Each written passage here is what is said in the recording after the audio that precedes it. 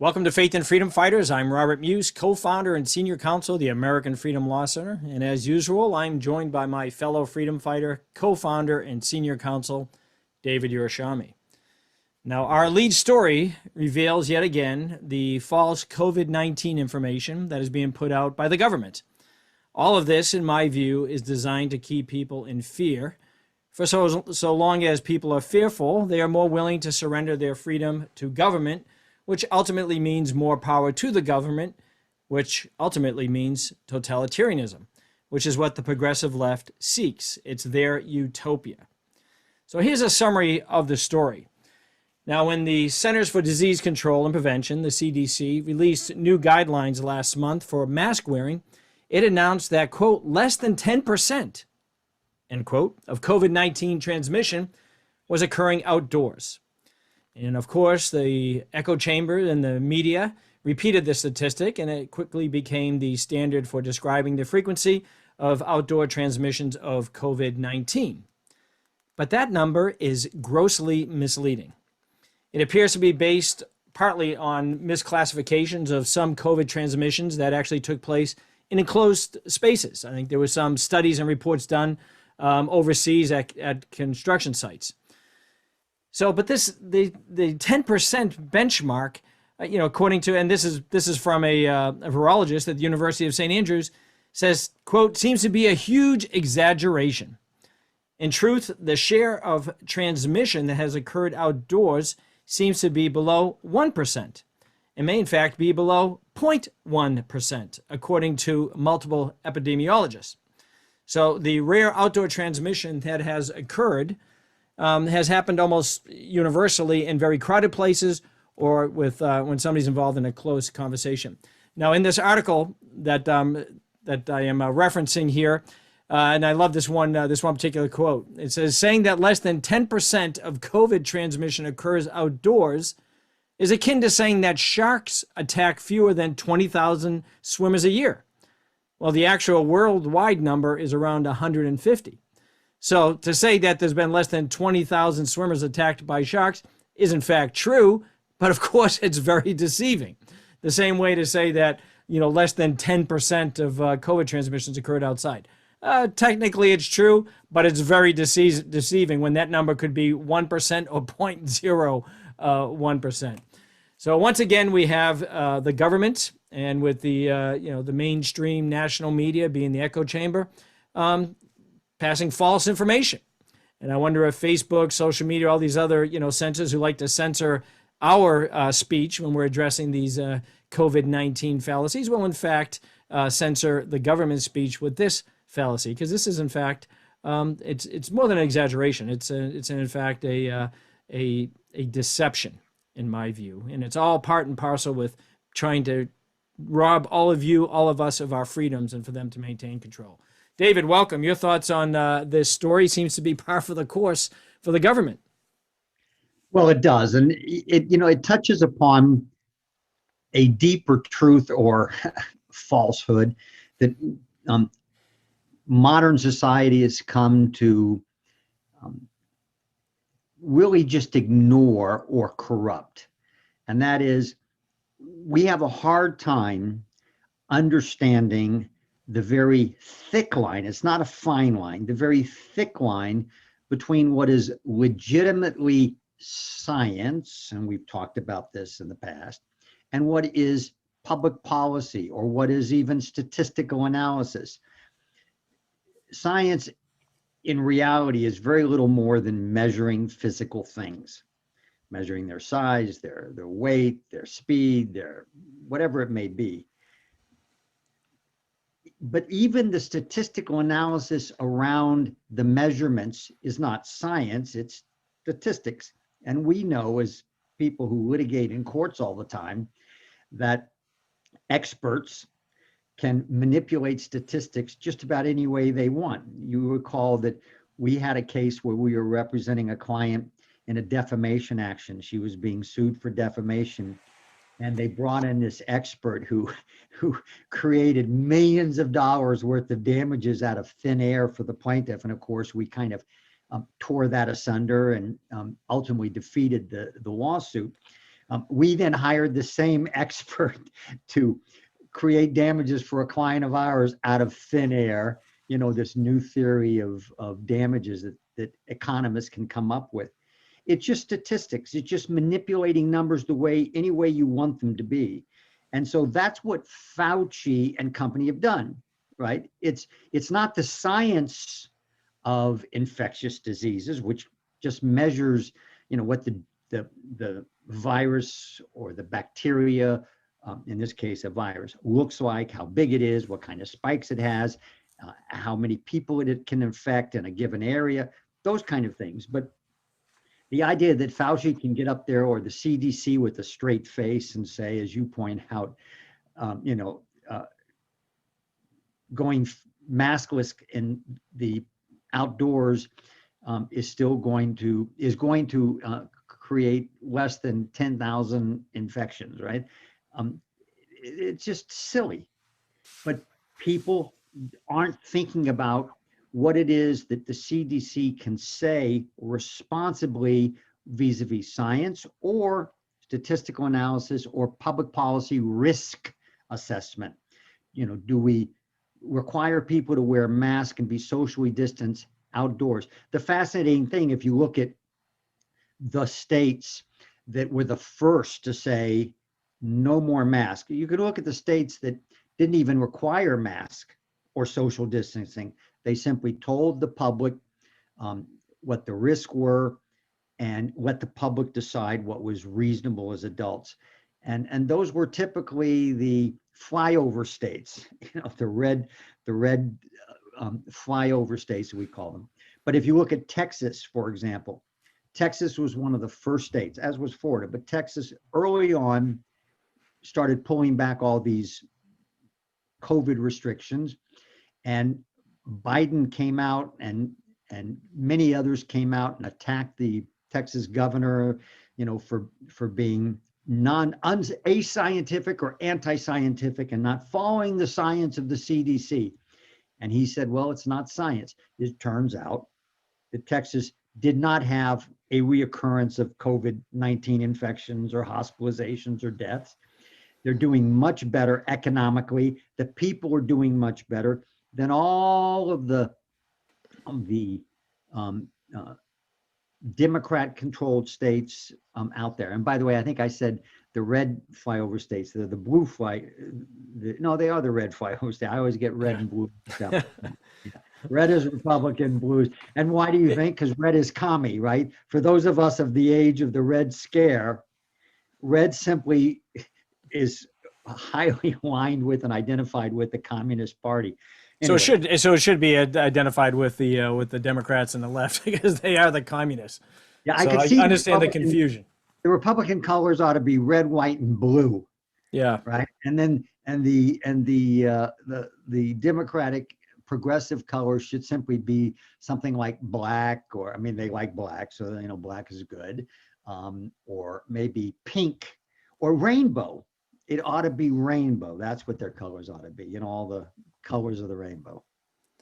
Right. Well, it's funny. I saw a meme the other day, kind of, and this whole deal about the left is all about science, and the conservatives ignore science. But of course, as we have identified before, the left ignores biology at every turn. And last time I checked, biology was in fact a science. But I saw somebody posted up on Facebook, all this nonsense about how you identify, right? You identify as something different than how you were born, your own gender, biology, and the likes. So somebody said, well, if somebody asked me, I'm going to say I'm going to identify as somebody who was vaccinated. So get around the, you want my vaccine password? Hey, I identify as somebody who was vaccinated. Let me in your store without a mask on, right? So, I have some interesting news. So, as you know, and I'll tell our listeners, I'm a proud grandfather for the first time. So we just came off of a Jewish holiday of Shavuot, which is the celebration of the giving of the Torah at Mount Sinai to the Jewish people. And on the first day of Shavuot, which was Monday, my wonderful daughter-in-law and my firstborn son gave birth to a baby boy. And so on the Jewish holy days, we don't drive or use, electrical things, turn things on and off. So we had my daughter and I, my wife was in the hospital and spent the night with my son and daughter-in-law. So my daughter, who's here in town with us, she and I walked to the hospital about an hour away. And we get there, and of course, they're requiring mask and ID and signing things, which we don't do. We don't have the signing. We don't carry identification on these holy days. And we got there. They were pretty good about it. But they said, "Are you vaccinated?" I said, "I'm so vaccinated. Absolutely, we're vaccinated." And of course, I had in mind that I had my flu vaccine. I've had my chickenpox vaccine. I mean, everybody in the hospital is vaccinated, but they didn't much care. You still had to wear a mask, and it was all the silliness. And they only let 2 people in the elevators at a time because they can stand at opposite corners. I mean, imagine. Can you imagine how many tests, how much science was done on determining how many people can be in an elevator wearing masks to prevent or to cause infections from COVID? It's just nonsense. And just for our listeners and viewers' sake, you are out there in California, so you're in the epicenter of the nonsense, COVID-19 nonsense. So let's. I want to pick up with a news story. Let me just throw something else in. I'm in California, and you can't find gender-based bathrooms anymore. The genders on bathrooms have been removed on all the new building and new construction. Old buildings are allowed to keep the antiquated, men and women. But the new bathrooms all are gender free. And that's progress, apparently. Yeah. Oh my goodness. All right, again, so much for biology. So let's pick up with a news story related to the one we just discussed, but yet another lead story about COVID-19. As our listeners and viewers may recall, we recently did a podcast, it was last month, about the evidence showing that the Chinese virus, COVID-19, originated in a Wuhan lab. And for that, we were censored by Facebook. They pulled our video off the social media, our social media page. And as we mentioned, stay tuned for litigation over that. Well, yesterday, Fox News ran a story titled, House Intel Republicans say, quote, significant circumstantial evidence, end quote, of COVID Wuhan lab leak. Now, remember, we discussed, we're lawyers, and so we talk about evidence all the time. We've discussed previously direct versus circumstantial evidence. And just as a simple example, direct evidence that it is raining, again, as an example, you could have a recipient or eyewitness who sees it raining and can then testify to what their observations were. Whereas for circumstantial evidence, you could prove the fact that it's raining when you have evidence of 10 people walking into your office with wet raincoats and wet umbrellas. Both are evidence. One is direct evidence, the other is circumstantial evidence. Both are admissible in a court of law. Both can be used to prove an outcome. In fact, many cases, criminal cases with even a higher level of proof required beyond a reasonable doubt, are proven by circumstantial evidence. You don't often have a reliable eyewitness, right? Because even eyewitnesses can be unreliable for any number of reasons. They might have they might have some motivation to lie, or they might have some particular bias. Their observations might not have been as clear as they may be. So, I mean, it's nonetheless, it is all evidence, and it's evidence of proof of a particular outcome. Now, here's a couple of things from this story. It says Republicans on the House Intelligence Committee, and again, and remember, they're in the House Intelligence Committee. So this letter that they put out, this report that they put out, was for public consumption. There's no doubt a likely backstory to all this, information that is not available for public consumption because of its security levels, and everybody on the House Intelligence Committee has the highest level of security under the law. And they say, so the House Intelligence Committee say there is significant circumstantial evidence that the COVID-19 outbreak stemmed from a leak at the Wuhan Institute of Virology urging the federal government to put, quote, more pressure on China, unquote, to allow for a, quote, full, credible investigation into the source of the global pandemic.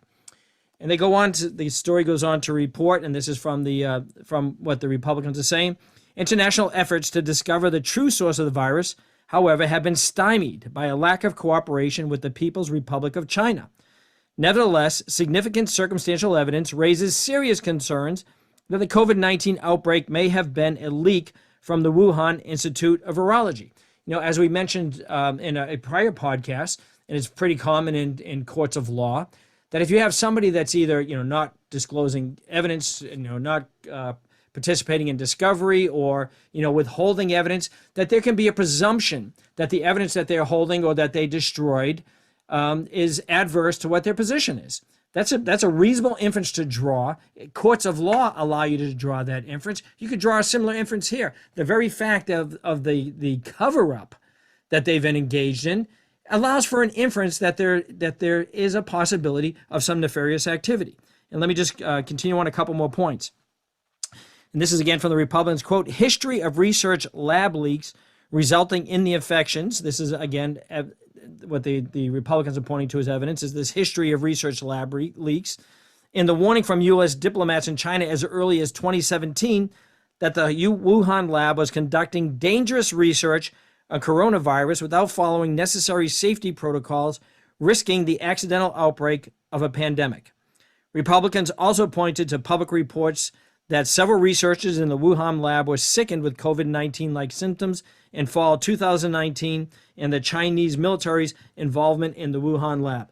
I mean, there's more in this story, but those are the points that we were making in our last podcast that again prompted the Facebook to censor us. And also we pointed out the fact that at the beginning of this outbreak, China shut down all the domestic flights from Wuhan, in and out of Wuhan, but left open their international flights. So you could have all these infected individuals flying out of Wuhan, landing in New York City, landing in Los Angeles, landing in Chicago, all the major cities in the United States, and really, the epicenters of where this disease, particularly New York, where the disease has spread. So again, I find it it's interesting that here you have the Republicans from the House Intelligence Committee, again, individuals who have a lot more information. They just put out here publicly what's available for public consumption of the circumstantial evidence, which could lead very reasonably to a conclusion. Whether you want to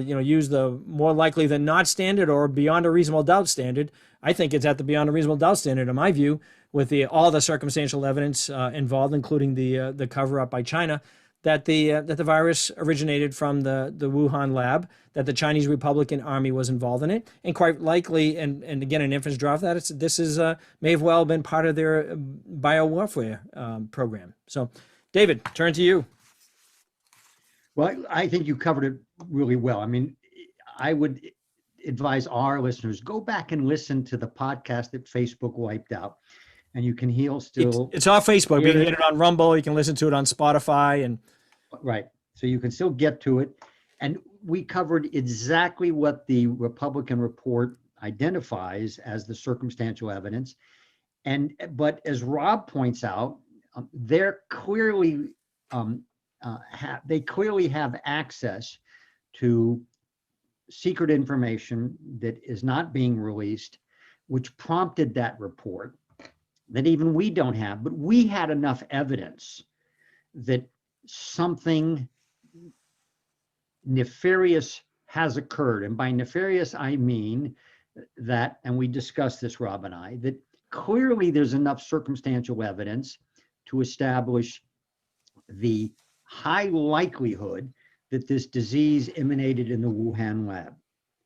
Now, whether or not that was an accident or part of a military operation to get this virus into the public domain and then out of China, and the evidence that Rob pointed out on our podcast was that flights within China out of Wuhan and travel was restricted, whereas international flights out of China by all these folks was not restricted by the Chinese government. And remember, the Chinese government is not the US government. as so-called systematically racist and terrible that the US government is, according to the progressives.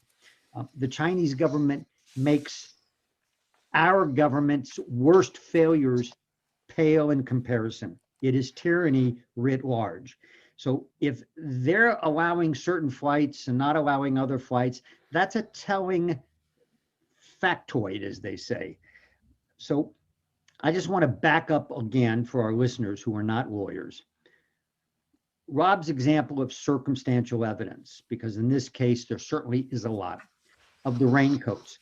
And I noted in the last podcast that Facebook censored that, look, you could say, well, isn't it possible that a fire sprinkler or a fire hydrant burst and all these people walking in with umbrellas and raincoats soaking wet were really walking through a busted water pipe?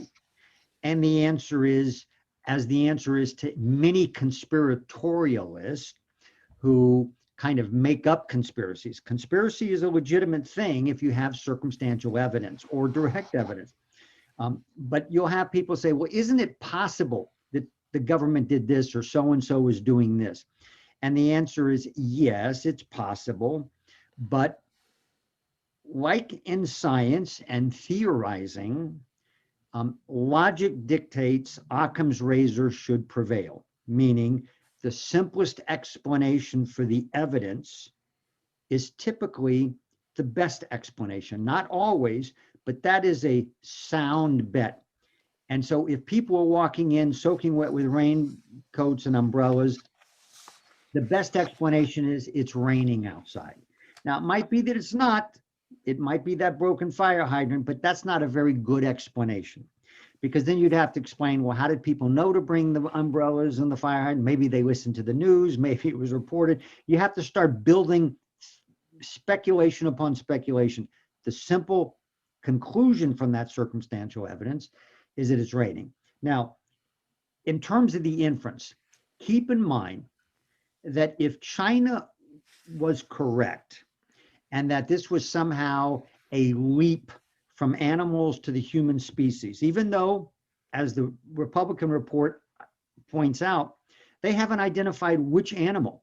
They haven't established, as it were, the biology of infectious diseases to explain exactly which animal and how it jumped species, because that's not a simple thing for some viruses. I'm not a virologist and I'm not a biologist, so I'm not going to opine on that. But the fact that the Chinese government prevented any health organization, including the very friendly World Health Organization, from going in and really doing an investigation is incredibly suggestive. And as Rob pointed out, even in a court of law, if you destroy evidence or hide evidence, there is a presumption or an inference that if the evidence could have been found, but for your hiding it or destroying it, it would have been evidence which would have tended to show your guilt or liability, meaning adverse to your interest. Otherwise, you would have opened it up and exposed it. And that's logical. Indeed, in court, if you destroy evidence, even recklessly, even in some cases negligently, the court will impose an inference. They will actually tell the jury, you should assume by the fact that this evidence was destroyed, that the party who did the destruction or who did the losing of the evidence, the evidence would have pointed to that party's guilt or liability in a civil case, guilt in a criminal case. So that inference is a strong logical inference, and it's imposed by the courts on those bad actors who decide to destroy evidence rather than try to deal with the reality in front of them. And so that's what we have with this Wuhan lab. And the evidence, the fact that Rob pointed out, there's even more circumstantial evidence for those of us in the public, because this Intelligence Committee group of Republicans, granted the Democrats did not sign on. So why didn't the let me just finish the thought. So the fact that the Republicans who have access to top secret information have released this report. Now listen for the Democrats. Are we hearing the Democrats yell and scream in the news media that the report is full of lies? Are we hearing the Democrats scream that the intelligence upon which that the top secret intelligence upon which that report might be based in part does not say what the Republicans say it is? We're not hearing any of that. And that's what you would have expected. So the silence by the Democrats, even though they didn't sign on, and the fact that the Republicans in that committee have access to high-level intelligence that we don't, suggests strongly that there's something nefarious going on, not just an accident. And the reason I say that is because one of the elements of this report, and we talked about this in the podcast that was censored, is that there is evidence that the Chinese military was doing what I believe is called the change of function research, which gain of function, gain of function. Gain of function, excuse me. And again, I'm not a virologist or scientist, so I'm not going to biologist, so I'm not going to opine. But apparently what that means is you can take viruses and actually have them do things they wouldn't in nature do. And what that does apparently is help weaponize viruses. It can also be used for good things, but it's a big part of weaponizing viruses so that they spread faster and more viciously or what have you. Now, the other element to this is that there were US corporations and maybe even government agencies involved in funding some of that research, because that gain of function is either not permitted at all in the United States, or somehow there are very, very major restrictions on what kind of labs, what kind of conditions and top secret clearances can do that kind of research. So there's a lot of elements to this story that we simply don't yet know, but the evidence is strong. Now, I want to just kind of touch upon a different subject matter that spins off of this. And Rob, I'll let you decide how far we want to take it on today's podcast. But the question is why are the Democrats so gung-ho in protecting the Chinese government from this allegation? Because if you mention the Wuhan lab, Facebook takes you off the air. You're called a racist. You're told that you're the reason why poor Chinese Americans are being attacked, or Asian Americans are being attacked on the streets of the United States, notwithstanding the fact that the people doing the attacks on the Asians in this country tend to be taking place in the inner cities and by minorities, African Americans and Latinos, against the Chinese, not people like me who are making this accusation. And I doubt those inner city people are listening to people like me. Why is the left, the progressive, why are they so gung-ho on protecting China? And I would theorize as follows, that by even identifying a locus, a place where this occurred, Wuhan, China, and linking it to the Chinese government, you have somehow bought into systemic racism, right? That everything boils down to race. That's what critical race theory is. Critical race theory, by the way, for all of you, and we're starting to hear a lot about critical race theory. They're teaching it at the universities, they're teaching it at high schools, even elementary schools, even preschools, is a replacement by the hardcore left for Marxist theory, where everything was about capitalism, not racism. Everything was about wealth, that everything could be boiled down, every human condition, every problem that society faces could be boiled down to the wealthy, the capitalist versus the proletariat, the poor. and the downtrodden and even the middle class. That was the narrative. Now it's shifting. While that kind of Marxist theory still holds true for critical race theory, the new central trigger, the fulcrum of every human problem, every human failure, every part of human condition is now race and one's position. Either you're a racist or you're an anti-racist as a racist, meaning you see everything, even as a so-called anti-racist, in racial terms. Our good friend Annie McCarthy calls it racialism, where everything becomes, colored by race. And the recent story of the Chicago mayor, what's her name? Lightfoot, right? She's got an American Indian last name. She's part American Indian, part African American. And she came out and she's admitted it, that she's no longer going to grant interviews to anyone not of color. And a Latino journalist made this public because he was granted an interview and found out about this, and he told her, I'm not going to do this interview unless you terminate your policy, your racist policy of only granting people of color like me an interview. And she said, no, I'm going to continue that. That's her theory, that only people of color get a right to interview her because otherwise it's buying into white privilege.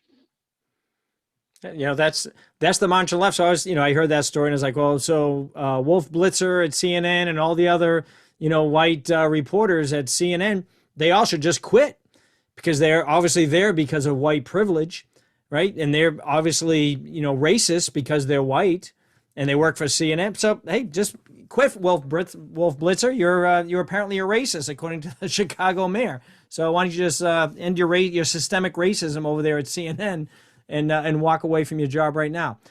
It's very confusing to me, their protection of China.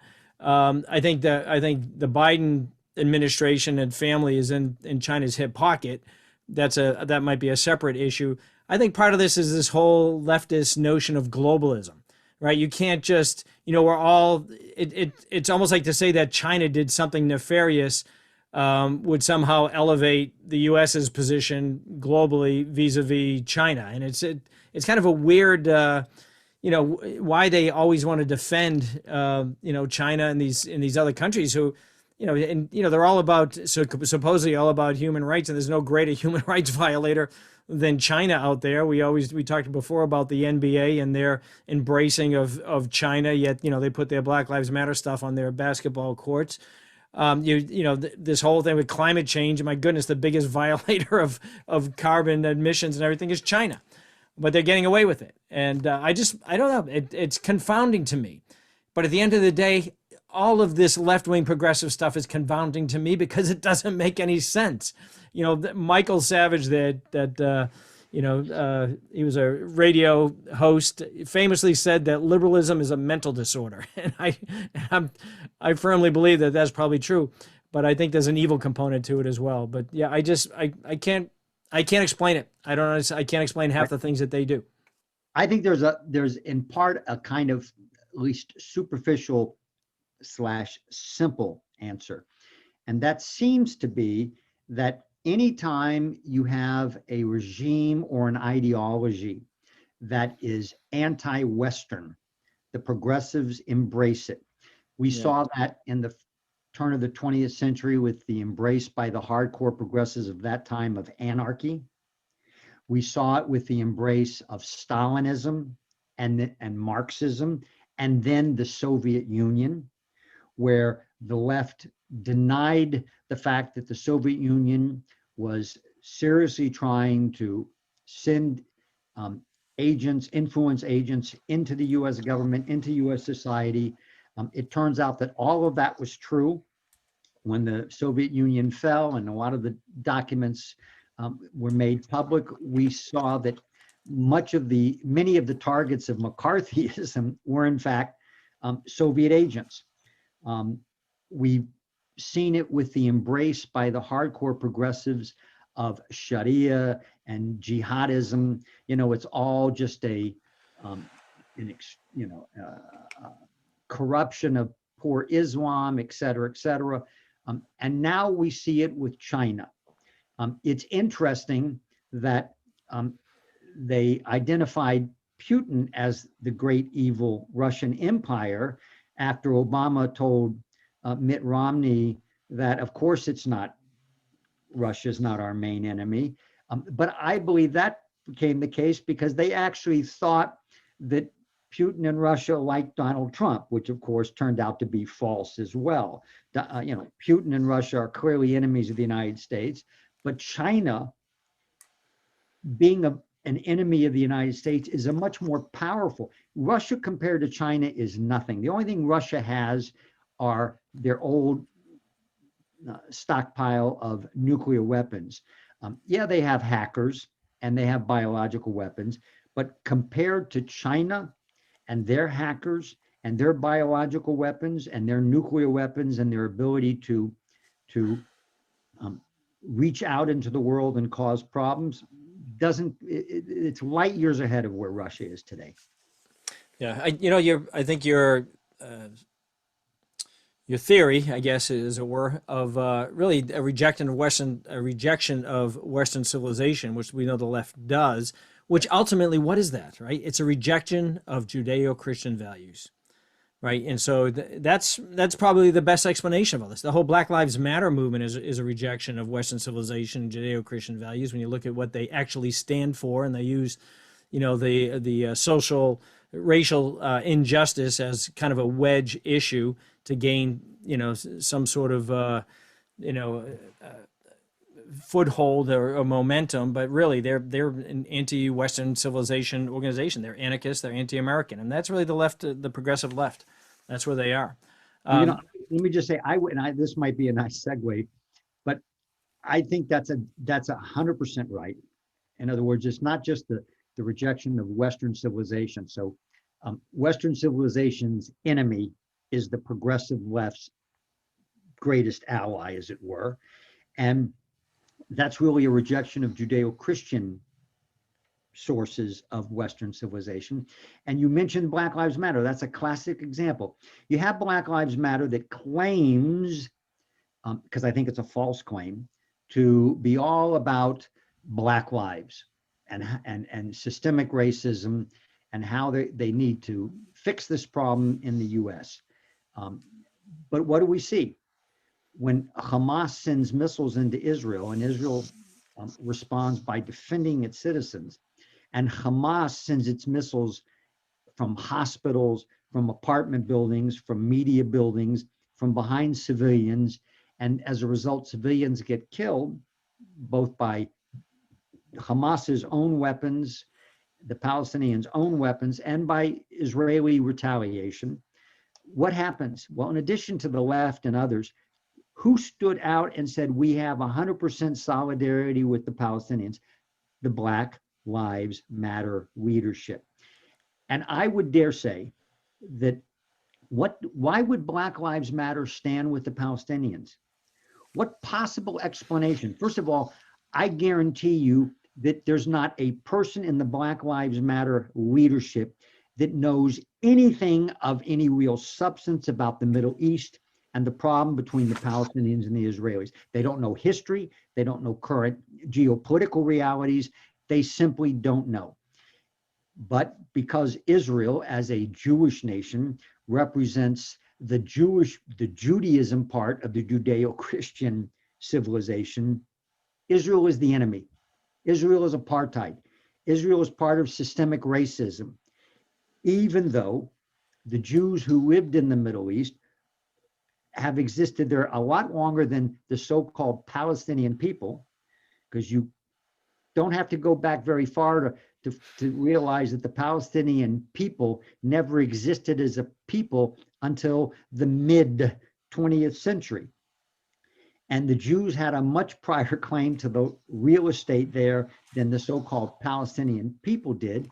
And the Jews in the Muslim countries where the Palestinians lived, in the main, like Jordan, discriminated against the Sephardic Jews that had lived in Muslim countries since the destruction of the Second Temple, which occurred, in the 500 Common Era time period.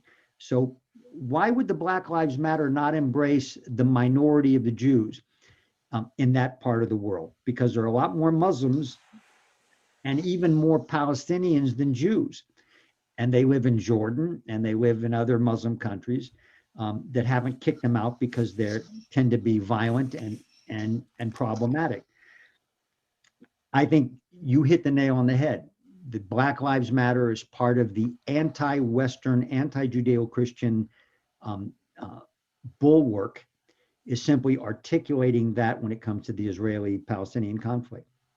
Yeah, and if it was all about discrimination, as they always say, there's far less discrimination in Israel against Arabs than there is against Jews in the Arab countries. I mean, the Jews in most of the Arab countries are practically non-citizens with no rights to anything. So if it's just pure discrimination, it's not even, there's no comparison between these these Arab nations' treatment of the Jews that live within their borders, as opposed to the Arabs who live within the borders, the Muslims that live within the borders of Israel. But let me give just a personal and story about that.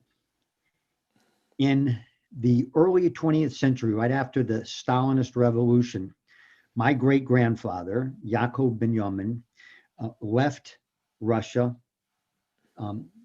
with as much of the family that he could take because Stalin was conscripting young Jewish boys out of yeshiva and putting them in the military and raising them in a very non-Jewish way and subjecting them to incredible harm. So he snuck out of Russia, made his way to New York in, again, the late 19 teens, early 1920s. And there was not much of a Jewish community there. So he then moved to Israel when it was still part of the Ottoman Empire that was after World War I had become part of the Palestine Mandate that the Brits controlled. And this was before there was a Jewish country, nation state, 1940. And he had lived there from the 1920s to 1940. He used to go to where the Western Wall is now, what we call the Kotel. And he used to pray every day and learn biblical matters and what have you. And Arab youth in 1940 threw stones at his horse, his mule, his donkey, threw him off, and he was killed. And he was buried on the Mount of Olives. And that was in 1940.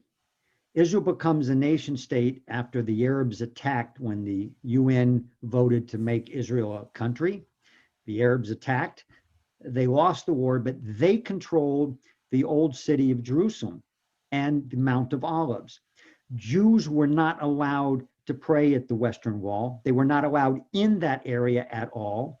And my great-grandfather's resting place, his headstone, was destroyed and used as stepping stones. Many were used as the flooring of latrines and what have you. And it was destroyed. And my grandfather and my father could not go there from 1948 until 1967 to repair his gravesite. It was abused like all the great Jewish grave sites on the Mount of Olives. It wasn't until Israel recaptured the old city in the Mount of Olives in 1967 during the Six-Day War that my grandfather and my father, God rest their souls, did a pilgrimage to the Mount of Olives, replaced the headstone. And when I was there with my wife, we used to visit that, and they had found the destroyed headstone and placed it next to the gravesite. From 1967 till today, Muslims are allowed to live and travel and be in Jerusalem. There are even Arab Israeli citizens that live and travel there. Muslims, Palestinians are allowed, when peaceful, to go to the the holy temple site where they claim the Muhammad ascended to heaven at Al-Aqsa Mosque, and they're allowed to pray there. Of course, they do so oftentimes violently and attacking Jews, but there has never been a restriction on the religious rights and the travel rights of peaceful Palestinians or Arab Israelis, to be sure. Whereas when when Jordan controlled that area, Jews were not allowed there. By the way, if you, Rob, forget me, I'm a Jew, I can't even probably go into Saudi Arabia. But if you go, do you think you're allowed to go to Mecca? No. Yeah. Non-Muslims are not allowed to go to Mecca. You go to Medina, you can go to other locations, but you're not allowed into their holy city because you're an infidel. They impose that restriction because it's part of Sharia. Now, what about that is not discriminatory, right? But again, the left and the progressives don't want to understand history. They don't want to understand the religious extremism from that side that hates Western civilization. All they want to do is talk about religious extremism from the Judeo-Christian side, right? There's no equanimity about any of this stuff. Yeah, just as another personal, I guess, anecdote story, as it were. You know, I was in the Marines 13 years in the first Gulf War as an infantry officer. I was with the 4th Marine Expeditionary Brigade. We were the amphibious task force that was set out. We spent, we spent a lot of time in the Persian Gulf on occasion because we were out there for 9 months out at sea. So the ships at occasion had to come into ports, in the ports of the countries there that were friendly to the United States, as it were Arab countries. But we were told, the Marines were told, that when the ships pulled into port to do some refitting or whatever maintenance that needed to be done, and the Marines or any of the sailors went ashore, if we had any religious medals like a crucifix or a cross or something, we couldn't wear them ashore. We had to hide them. We could not display anything of the Christian faith in these countries that we were defending from Saddam Hussein's invasion from the north. And it's, when you think about how offensive that is, but that's reality. That's the political game they play with racism and discrimination, everything else. It's always just one way. It just goes one way. So let's, we're getting close to towards our end time here. We try to keep these to about an hour, but I want to just touch upon this one last story, kind of changing gears, and in some respect, not changing gears, but it's an article that was written by our good friend at National Review, Andy McCarthy. It's titled Playing Politics with Terrorism, Merrick Garland's Absurd Warning. And it is an absurd warning, but it's more than absurd. It's, quite frankly, it's dangerous when you think about this is from the Attorney General. Quick reminder to our listeners and viewers. Merrick Garland, if you remember, was a federal judge at the U.S. Court of Appeals for the D.C. Circuit, but he was Obama's Supreme Court nominee to take the place of Justice Scalia when he passed. The Senate, which was controlled by Republicans at the time, never gave him a hearing nor a vote, nor should they have. So Merrick Garland never made it to the U.S. Supreme Court, but he was selected and is now Biden's Attorney General. And so they were testifying before a Senate Appropriations Committee, a hearing on domestic terrorism. And this is a quote from Andy's article. He said, Merrick Garland's claim that he has never in his long career in law enforcement and as a federal judge seen a, quote, more dangerous threat to democracy than the invasion of the Capitol, end quote, on January 6th. And as Andy points out, he is best understood as just another spouter of the insidious narrative that currently drives Democratic politics, and it's not for the first time. He went on to point out that the AG last week, said last week that the top domestic extremist threat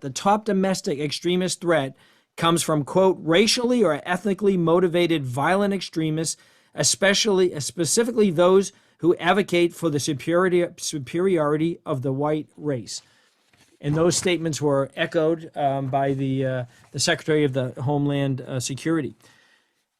And one thing, about this article, I mean, when you think about how absurd that is, I mean, it's absurd on so many levels. Number one, the January 6th, and some people refer to it as a riot. The left refers to it as an insurrection. What an absurdity.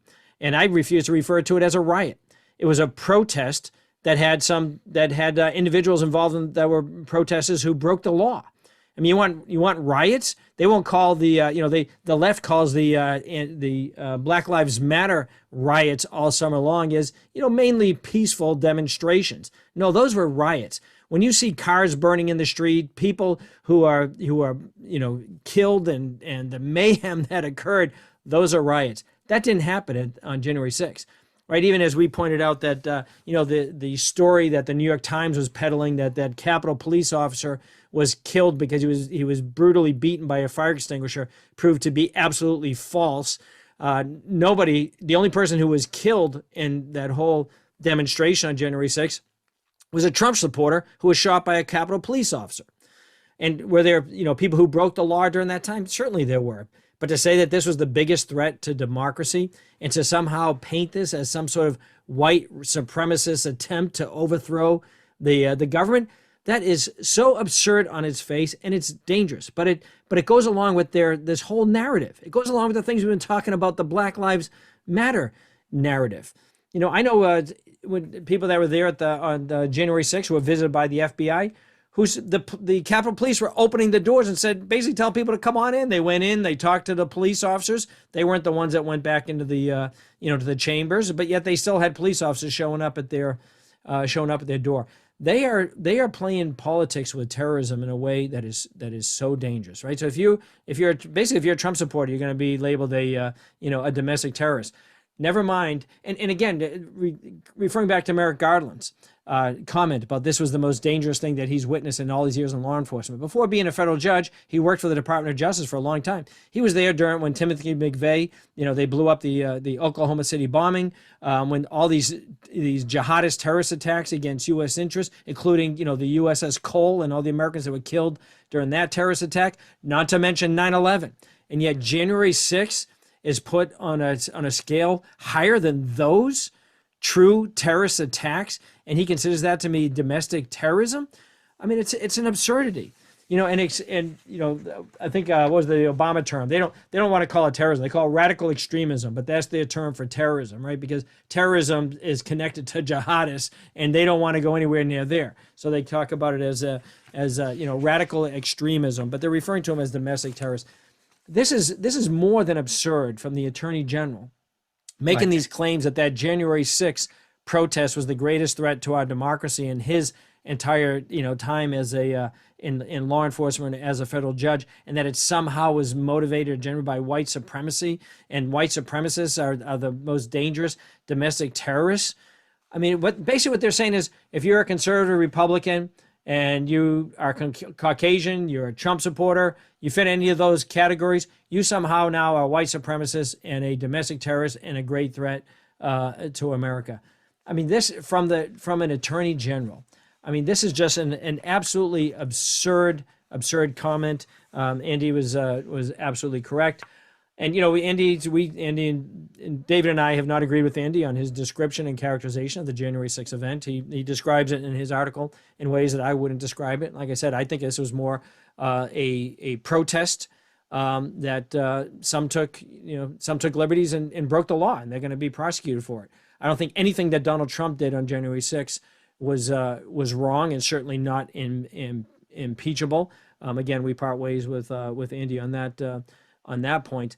But this, the idea that you have now the Attorney General, this is, and they're having, I've heard in the news they're going to start this January 6th, commission, right? They're going to investigate that. Watch out, right? This is all just a shot across the bow threat to conservatives, to conservative Republicans, to conservative Trump supporters, that Big Brother has you in their sights. David.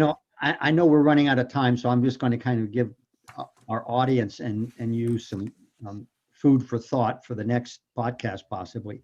And that is, number one, I agree with your statement. Trump did absolutely nothing wrong. And that's where we part with our good friend Andy McCarthy, who I have an enormous amount of respect for, both when he was serving as a assistant U.S. attorney with Giuliani as the U.S. attorney in the Southern District of New York, and also as a pundit now, mostly on legal matters. But what Trump did and what he said was perfectly within the confines of legitimate political speech. You can disagree with his view, Trump's view, that his vice president should have been loyal to him and refused to sign off on the certification of the election results and say, well, it's only, it was only supposed to be clerical. There was no discretion allowed, et cetera, et cetera.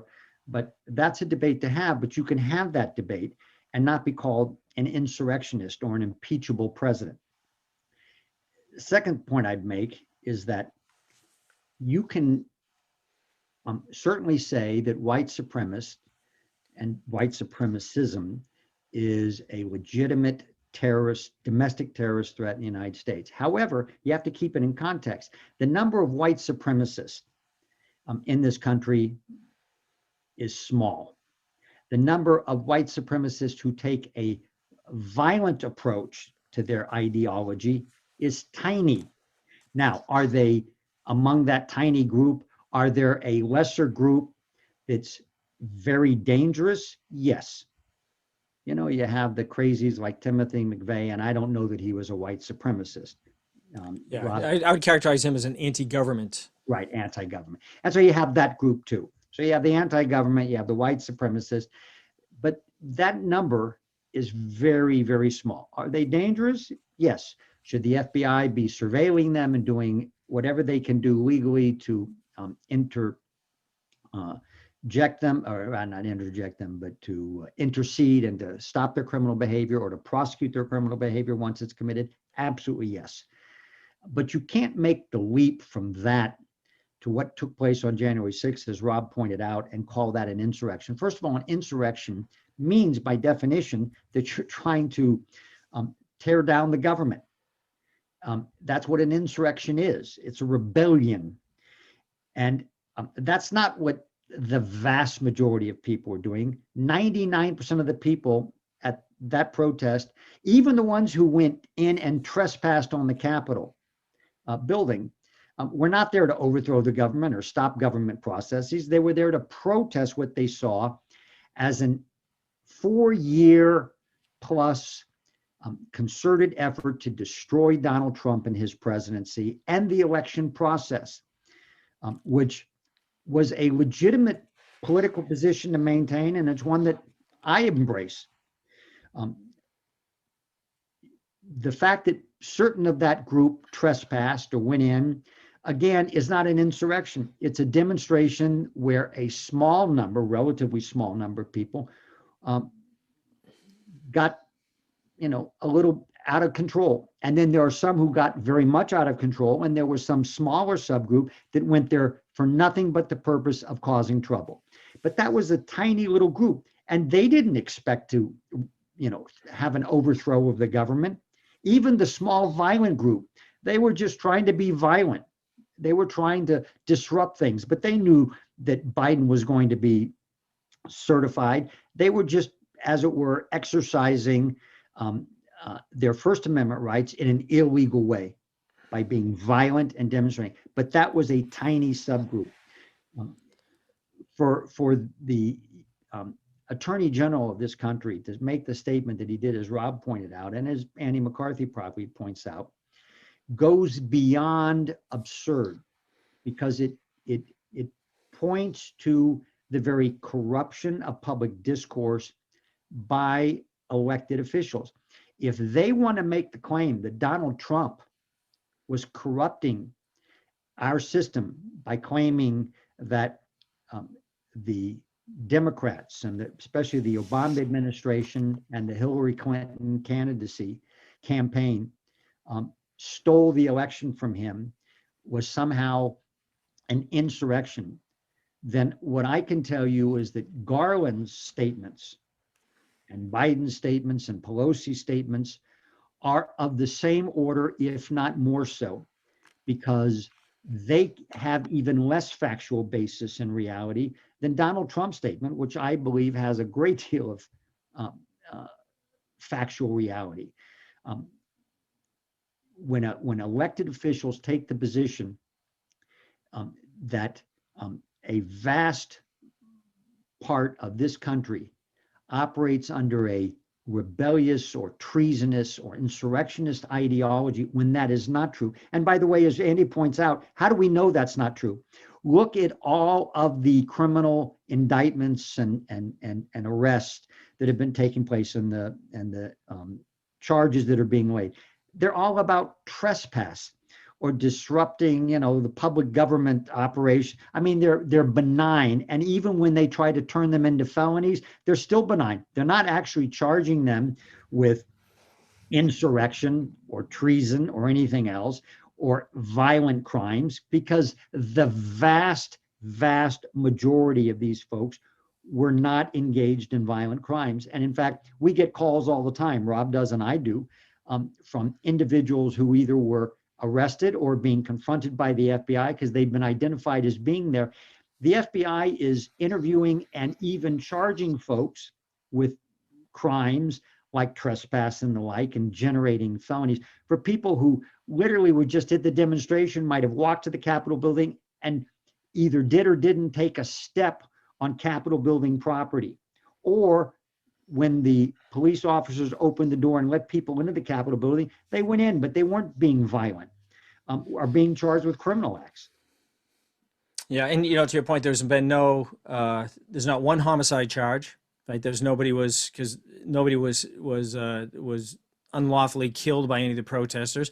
I think I saw somewhere they found only one weapon on one person. It was probably concealed carrying. Right, so much for an insurrection. And this is a group of people who are no doubt Second Amendment supporters and probably have plenty of weapons, but there were no weapons at the Capitol. This was an insurrection. It's absurd to say so.